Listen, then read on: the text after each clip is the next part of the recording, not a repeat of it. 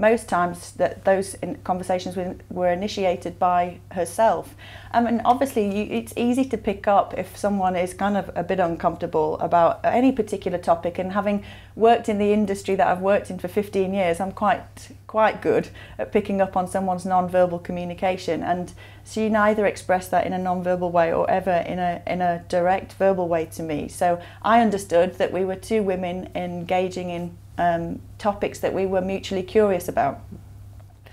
So when a couple of years ago she made an 8-page letter of complaint against you, detailing things like this, that you allegedly routinely asked her to pray with you, that you gave her a book about a Muslim woman converting to Christianity, that you said she needed to invite Jesus to come into her spirit, that you, following surgery, you prayed for her, you put your hands on her knees in prayer that lasted 10 minutes whilst encouraging her to ask Jesus to come into me.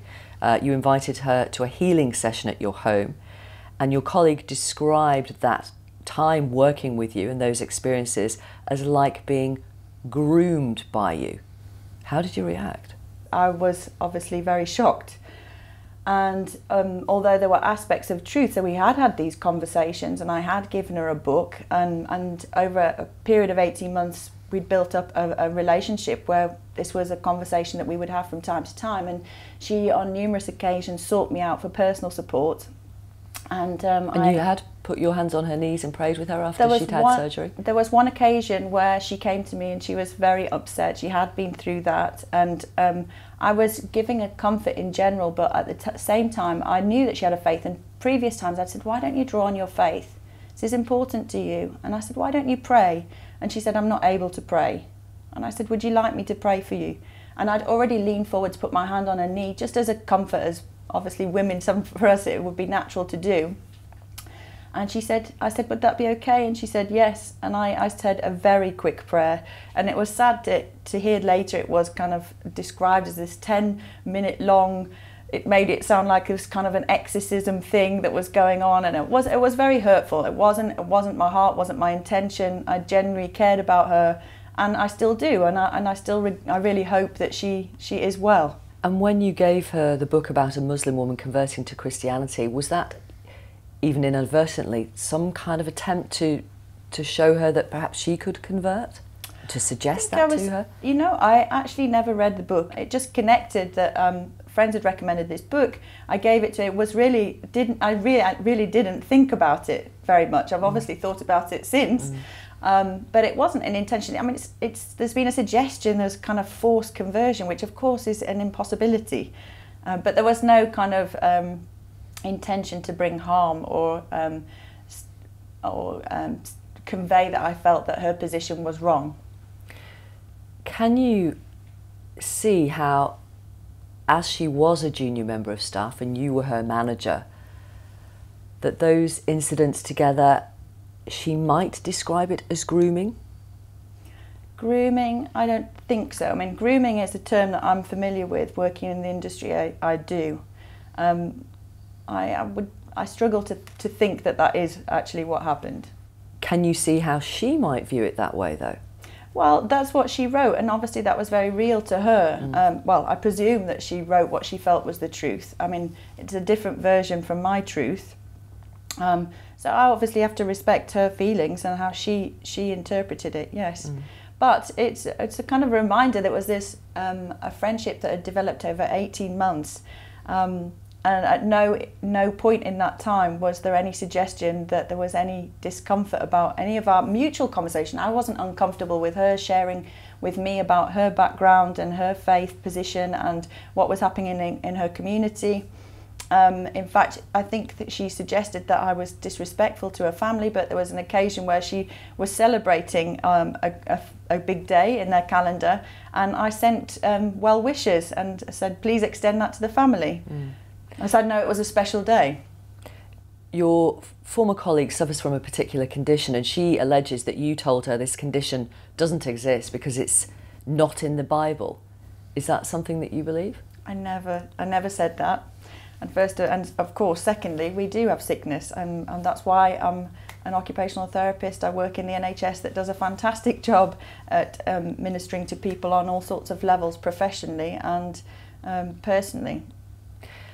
I know that previously you had been told by your manager that you had a good relationship with, that discussing your religion at work could, quote, get you into trouble. Why was that? I believe at the time he genuinely felt that this was the kind of atmosphere that we were in, and to be open about my faith could make people feel uncomfortable. And I believe that he had my best interests at heart. Why did you decide to take your employers, the East London NHS Trust, to a tribunal?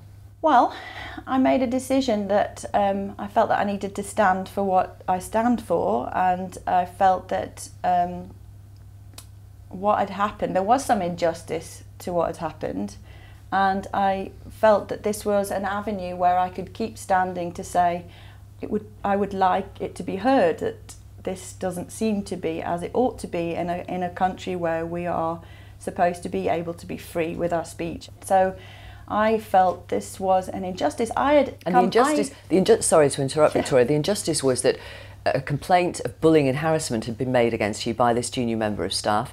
You'd gone through a disciplinary and received a final written warning. You appealed against that. It was reduced to a first written warning, and you were able to go back to work, having been suspended.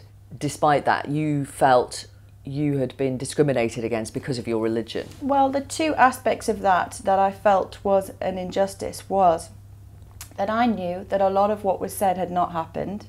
I knew that I'm not a bully and I don't harass people, but it had been upheld that was against my name, that I was essentially a bully and someone who had harassed a member of staff, and that was grievous to me.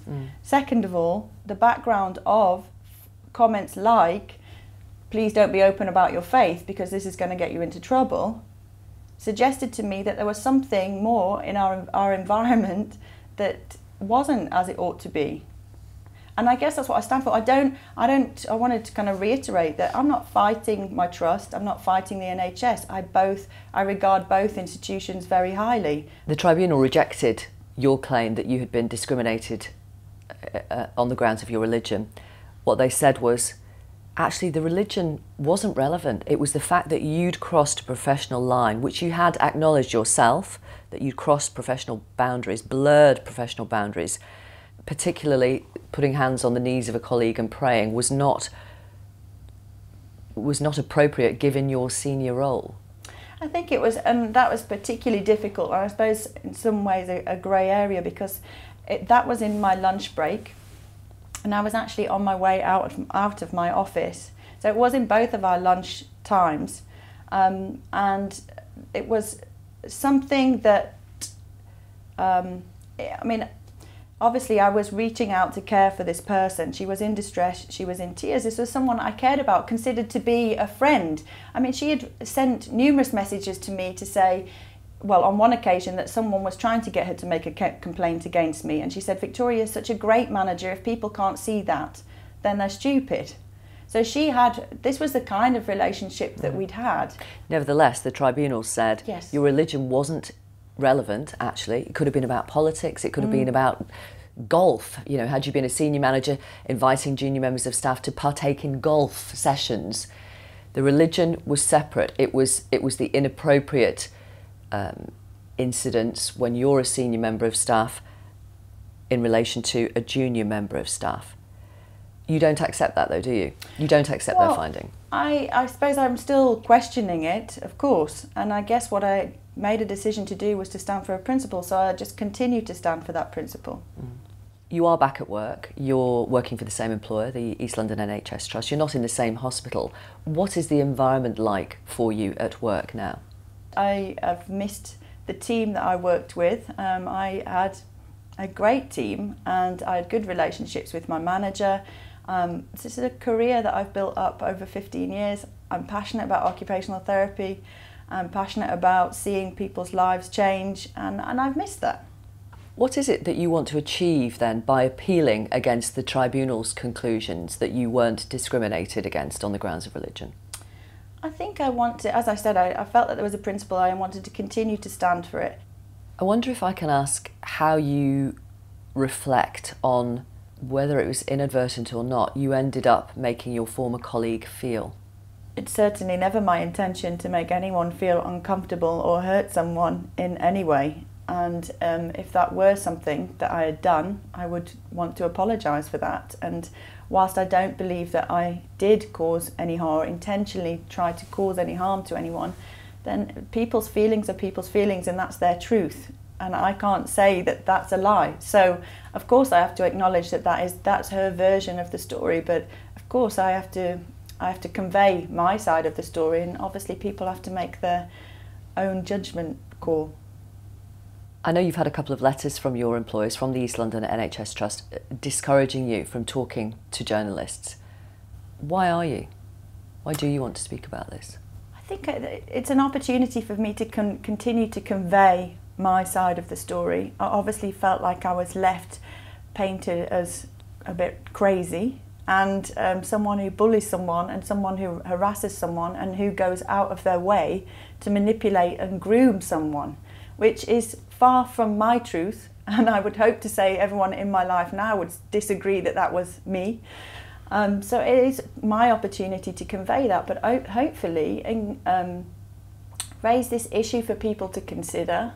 And I can't say whether there is discrimination against Christians per se. All I can say is what my experience is, and perhaps other people might share some of their experiences. And we know persecution of Christians is an issue globally at the moment.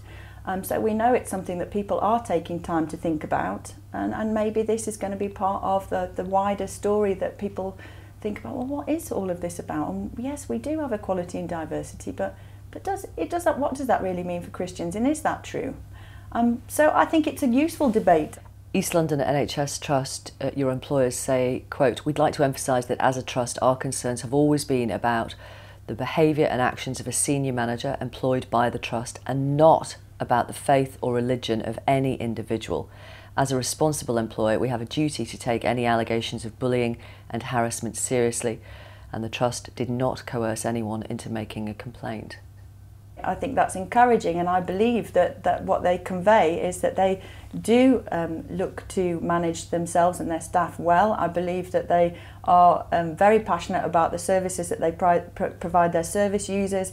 There is amazing work going on in East London because of our trust, and that was why I joined the organisation, so I'm very much on board with the organisation, and I believe that they will do what they can do to ensure that they consider these kinds of issues and manage, ensure that safeguards are in place for all people in their organisation, including those people that are Christian.